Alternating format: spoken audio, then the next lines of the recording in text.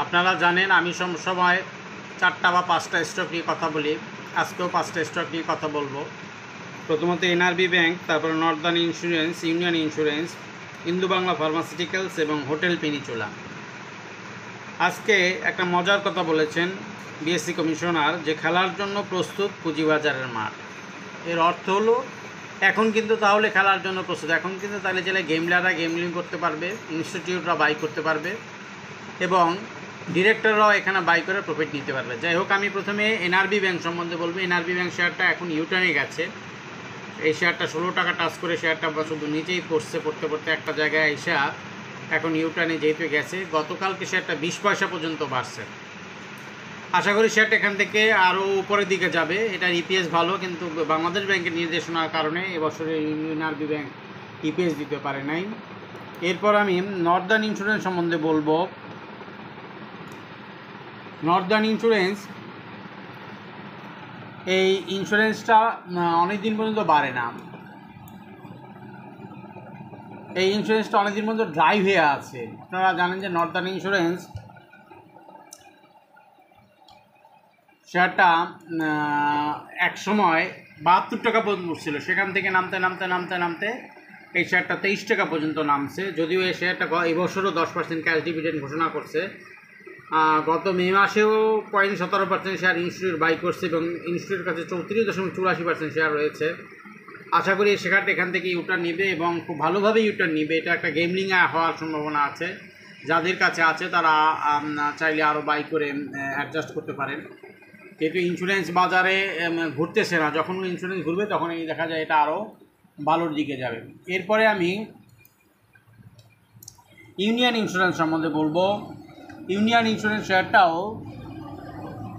Dry হয়ে আছে। Union insurance শেয়ারটাও ওরকম বাড়তেছে না। গতকালকে শেয়ারটা 30 পয়সা মাইনাস দিচ্ছে। যদিও ইউনিয়ন ইন্স্যুরেন্স সম্বন্ধে আমি আরও একবার একটা ভিডিওতে বলছিলাম, এই শেয়ারটা 45 টাকা থেকে নামতে 21 টাকা 20 পয়সা পর্যন্ত নামছে। এখন 28 টাকা 30 পয়সা ট্রেড হচ্ছে।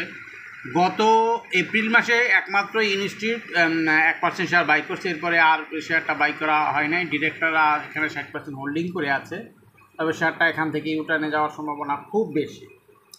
যাদের ইউনিয়ন ইন্স্যুরেন্স আছে তারাও এটা বাই করে অ্যাডজাস্ট করে নিতে পারেন। এরপর আমি আর একটা ছোটো শেয়ার কথা বলবো, সেটা আমি একটু আগে বলছিলাম যে আইবিপি, ইন্দু বাংলা ফার্মাসিউটিক্যালস।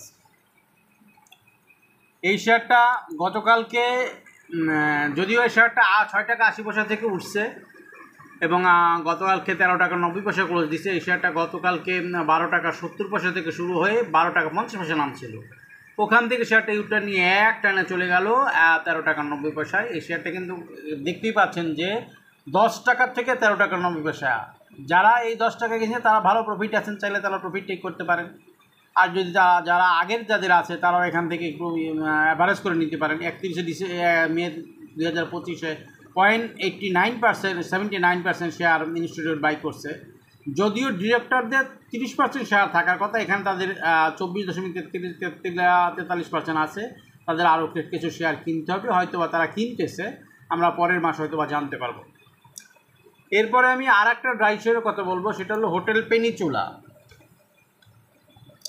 যদিও এই শেয়ারটা হলো জেড ক্যাটাগরি শেয়ার, সাধারণত নগদ টাকা দিয়ে কিনতে হয়, আপনারা জানেন। এই পেনিচুলা হোটেলটা অনেক দিন পর্যন্ত ড্রাই হইতে এমন একটা জায়গায় গিয়ে আসছে যে 9 টাকা 10 পয়সা থেকে শেয়ারটা শুধু নড়াচড়াই করে না। গত বছর এমন সময় এটা 20 টাকা 70 পয়সা ছিল। যাই হোক, এই শেয়ারটা গতকালকে ভালো ভলিউম করছে, 3,94,000 শেয়ার ভলিউম করছে। এই শেয়ারটা ইনিশিয়েটিভ 6.64% ধারণ করে আছে।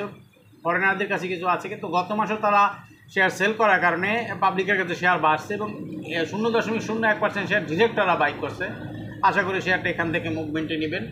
যেহেতু বিএসসি কমিশনার বলেছেন খেলার জন্য প্রস্তুত পুঁজিবাজারের মাঠ, অতএব আশা করি এখান থেকে খুব ভালো একটা পর্যায়ে আপনারা দেখতে পাবেন।